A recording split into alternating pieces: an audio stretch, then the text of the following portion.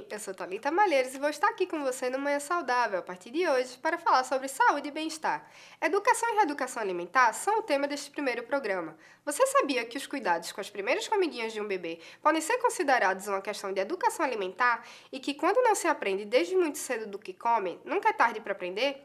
É sobre estas questões que eu converso com Lígia Barros. Ela é nutricionista no Instituto de Medicina Integral Professor Fernando Figueira, o IMIP, e é tutora do curso de nutrição da Faculdade Pernambucana de Saúde, a FPS.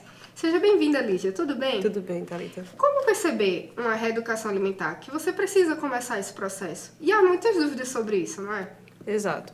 A ideia é que o processo alimentar seja natural, né? Todos nós consigamos fazer isso sem ter muitas dificuldades. Mas nós sofremos muitas influências do meio externo. Então, com o passar do tempo, algumas dúvidas vão surgindo, né? Uma dessas muitas influências são os modos alimentares. As famílias têm, né, culturas alimentares muito diferentes. Nós vivemos em um meio em que a alimentação é sempre muito exposta.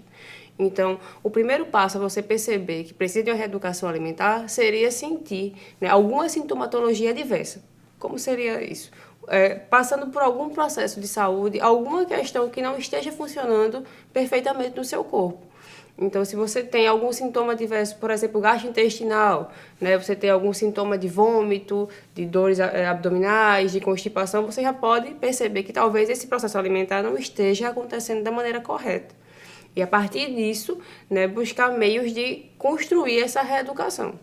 E como começar uma reeducação alimentar? O que fazer? O primeiro passo é justamente esse de você sentir necessidade, né? Que como indivíduo, agente do processo, se você não estiver motivado o suficiente, você não vai conseguir.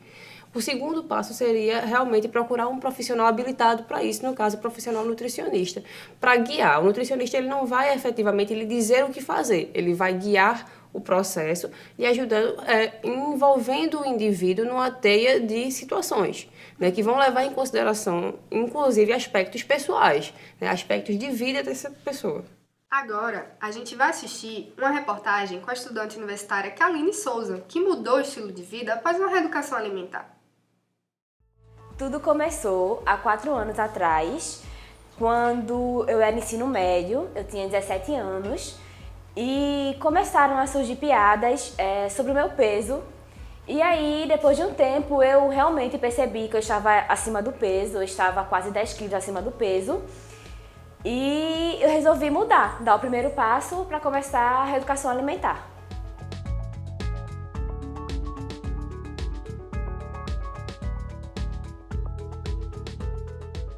Primeiramente, fui pesquisar opções de café da manhã, lanches, almoço, opções mais saudáveis. A reeducação alimentar com os exercícios me fizeram perder quase 10 quilos e eu recuperei o peso ideal para mim. No início foi muito difícil, porque ninguém da minha família seguia dieta, o meu grupo de amigos também, ninguém tinha um estilo de vida saudável. Eu fui começando a ver os resultados, eu fui começando a ver as melhorias na minha qualidade de vida, minha disposição. Eu decidi continuar e estou nesse processo há 4 anos e sigo como um estilo de vida e não mais como dieta. Com o passar do tempo, o meu estilo de vida saudável foi contagiando toda a minha família, que também passou a se alimentar muito bem e passou a gostar também de se alimentar bem. Eu fui cada vez mais me apaixonando por esse estilo de vida,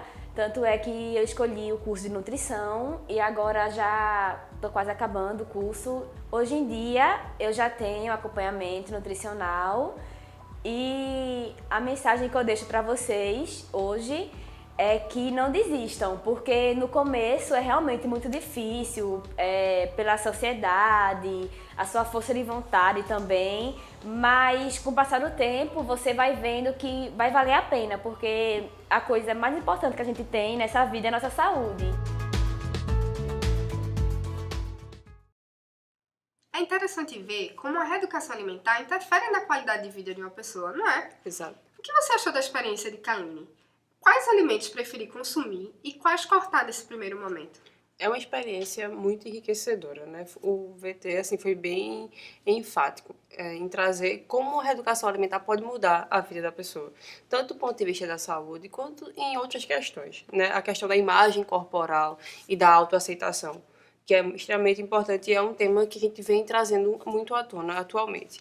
Nesse primeiro momento, acho que o primeiro passo é você reduzir o consumo de alimentos industrializados, que é a grande problemática dos nossos dias atuais. A gente tem um consumo de industrializados muito alto. Esses industrializados têm muito sódio embutido, né, o que leva ao aparecimento das doenças crônicas não transmissíveis, como, por exemplo, a hipertensão, as doenças cardiovasculares, que estão bem difusas no nosso meio. E, em contrapartida também, tem essa questão da falta de cultura alimentar. A gente está tão habituado a consumir coisas industrializadas e não cozinhar, e acaba perdendo até o vínculo familiar. Então, a princípio, seria realmente criar mais hábitos, né, em relação à cozinha, a ir a uma feira, a fazer consumo de alimentos mais naturais. E preferir esse tipo de alimento. E aí vem as frutas, as verduras, né, alimentos que tenham menos adição de sódio, de açúcar e de temperos industrializados de maneira geral. Ela falou que não teve apoio familiar nesse primeiro momento. Isso influencia na reeducação alimentar? E quando se tem apoio, é mais fácil mudar o hábito? Sim, a gente fala do apoio familiar como essencial desde o momento da amamentação. Então, todos os estudos já corroboram que a mulher que tem uma mãe presente, uma mãe que amamentou, ela consegue amamentar melhor. E isso se estende a toda a vida, né? Então, a família é o nosso primeiro vínculo, de fato. Então, a alimentação vai se somar a isso. É muito mais difícil você iniciar um processo. E lembre que assim, a gente trabalha a alimentação desde o momento que a gente nasce.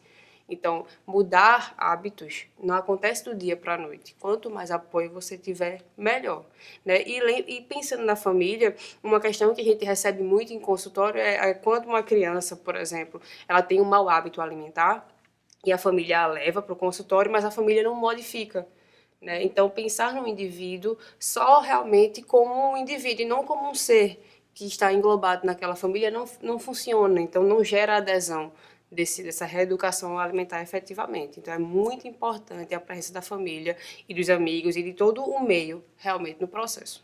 É importante aliar a reeducação alimentar a exercício físico. Por quê? Exato. A gente fala muito em relação à alimentação, mas o exercício físico efetivamente vai aumentar o que a gente chama de taxa metabólica basal, né, e aumentar os gastos, e isso no processo de emagrecimento vai contribuir demais. E falando em relação à saúde de maneira geral, a gente sabe que o bem-estar é composto por várias fontes. A alimentação é uma delas, o exercício físico é outra. Então, o sedentarismo produz, né, muitos malefícios. Então, a associação da alimentação por si só é muito boa, mas sem o exercício físico não vai ser tão efetiva. Quais os exercícios físicos mais indicados para quem nunca praticou? Então, o ideal é você procurar, a princípio, um médico, né? Lembrando que as condições de saúde têm que estar, né, perfeitas para que você procure um exercício e que você consiga praticar exercícios que não extenuem a sua força. Então, por exemplo, se você é sedentário e você quer passar a ser uma pessoa ativa, você não vai, por exemplo, fazer uma corrida. Então, você vai ter que procurar o acompanhamento médico, o acompanhamento de um profissional de educação física e, a partir daí, encontrar um exercício que se encaixe naquilo que você pretende e começar, lógico, dentro de um ritmo, né, que não seja extenuante. Obrigada, Lídia. Vamos para um breve intervalo. No próximo bloco, a nutricionista Lídia Barros vai falar com a gente sobre educação alimentar infantil. A gente volta já!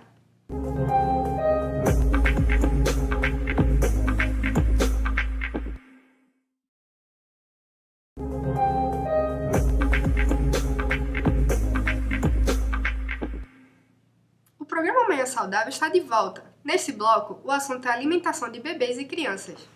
Lígia, fala pra gente, é possível educar a alimentação do bebê, o paladar, desde cedo? É isso que os pais devem fazer com as crianças e bebês? Sim, muitos estudos já trazem que esse paladar já é trabalhado desde a gestação, na verdade, desde a concepção, e que a alimentação dos pais é o primeiro contato em relação a esse paladar.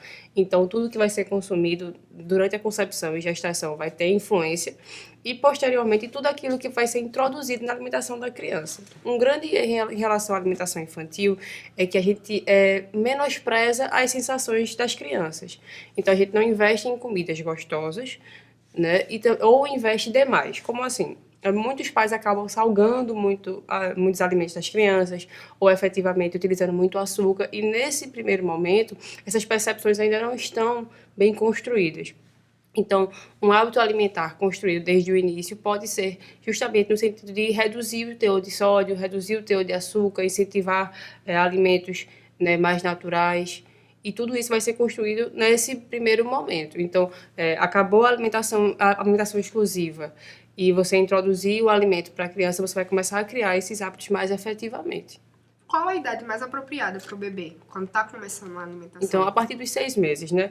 Lembrando que a Organização Mundial da Saúde preconiza que a amamentação seja exclusiva durante esse momento, sem a oferta nem de chás, nem de águas, nem de sucos. Então, passou esse momento da amamentação, é começar a introdução, que a gente chama de alimentação complementar. E aí, nesse momento, todos os alimentos devem ser ofertados para que essa criança comece realmente a ter, né, uma rotina alimentar mais completa, né? E essa rotina alimentar mais completa vai prover mais vitaminas e minerais. Então, a alimentação variada vem disso, é de prover realmente mais substâncias para que esse crescimento seja feito efetivamente. Quais tipos de alimento oferecer e em que forma é melhor para o bebê? O processo de amamentação exclusiva, do ponto de vista fisiológico, já contempla a alimentação. Então, quando o bebê sai da amamentação exclusiva, ele já está pronto para iniciar o processo de mastigação, que é o que a gente chama de retração da protusão da língua. Ele começa a mastigar efetivamente e coordenar melhor esses movimentos. E nesse momento, o ideal é que a gente comece a ofertar consistências condizentes com, por exemplo, a falta de dentição, né? Alguns bebês não têm dentição a partir dos 6 meses, então esse alimento deve ser consistente, mas não de forma a causar engasgos, a ser endurecido. Um grande problema na nossa sociedade é que a gente tem o costume de liquidificar esses alimentos, e não é necessário. Pensando que quando a gente liquidifica esses alimentos, a gente perde fibras, e essas fibras são essenciais, tanto para o intestino, né, quanto para a provisão de algumas vitaminas e minerais. Então, a oferta inicial de alimentos para bebês é sempre feita de forma amassada, certo? O menos processado possível. Que tipo de alimento, por exemplo? O ideal seriam alimentos que estejam dentro do contexto familiar. E nesse contexto, pensando na nossa questão cultural, na região em que a gente vive, a gente tem os tubérculos, né? O inhame, a macaxeira, a batata doce, são alimentos que são, né, muito bons e muito ricos em vitaminas. As frutas, a gente tem uma região muito bem favorecida em relação à oferta de frutas e são alimentos fáceis de encontrar. O paladar adocicado acaba sendo, né, muito bem aceito por bebês, então são alimentos muito fáceis de introduzir a princípio. Quando se trata de crianças que já começaram a alimentação, como mudar os hábitos? O importante nesse momento é que a família toda esteja destinada para essa modificação.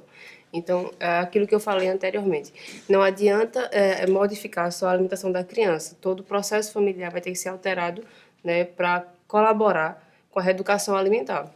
É muito mais complicado, né, pensando que aquela criança já vai ter estabelecido algumas preferências, mas não é impossível, né? E importante também salientar que nenhum alimento é proibido, né? A questão vai ser a proporção, como vai ser ofertado e de que forma vai ser ofertado. Então, uma criança que come sob coerção, por exemplo, ela tem algum problema na hora da alimentação, ela vai criar, né, algum efeito negativo em relação a esse alimento. Então, o momento da alimentação também tem que ser um momento que envolva tranquilidade, que passe segurança para a criança. E nesse processo isso é muito importante.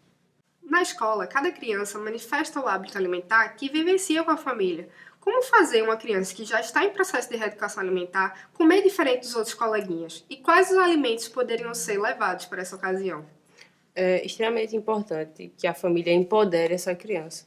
Então, trabalhar a autonomia. A reeducação alimentar vai fazer com que ele se alimente de alimentos mais saudáveis, mas é importante que esses alimentos sejam realmente bem aceitos para a criança. Então, nada pode ser imposto, tudo vai ter que ser discutido e conversado para que seja realmente um processo, né? Porque pense numa criança que já tem o hábito pré-estabelecido e convive com outras crianças, né? Então ela tende a copiar outros hábitos. Se ela não aceita bem aquele alimento, ela vai voltar, vai regredir naquele processo imediatamente.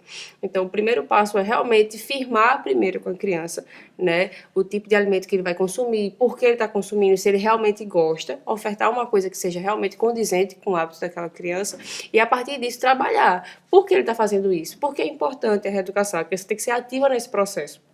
O fato de que ela é criança e talvez não tenha a maturidade de um adulto não impede que ela faça, sim, suas escolhas, de que ela tenha opiniões sobre o processo e construa junto com os pais a reeducação de fato. Não é fácil, né? Pensando que a gente tem no ambiente escolar a questão do bullying, a questão de hábitos errados e acabam sendo perpetuados em comunidade. Então, os alimentos industrializados são circulantes naquela comunidade e é difícil retirar, mas tudo começa realmente com o trabalho da família e do profissional nutricionista. Lígia, qual dica você poderia dar para quem está assistindo Manhã Saudável e está enfrentando dificuldades com a reeducação alimentar? O que é que os pais podem fazer? É extremamente importante que os pais tenham postura, e postura firme nesse princípio, né? Então, um pai precisa, lógico, ter passado por uma reeducação alimentar. Então, para fazer a criança acreditar que precisa melhorar nesse processo, ele vai ter que também participar dele. Não adianta ofertar algo que ele não consome em casa. Não desistir, né, estimular, por exemplo, preparações diferentes, né, formas de apresentação diferentes, então formas lúdicas, né, a criança gosta de cor, gosta de desenho, então de que forma a gente pode incentivar, por exemplo, o consumo de vegetais, né, então talvez fazer umas carinhas, né, apresentar de maneira diferente e ter muita paciência. Estamos falando de pessoas em formação, né, então a paciência na educação da criança em todos os sentidos ela é extremamente importante. Então o processo é longo, mas os resultados futuros são garantidos. Lígia, muito obrigada por estar aqui com a gente no Manhã Saudável. Eu que agradeço o convite.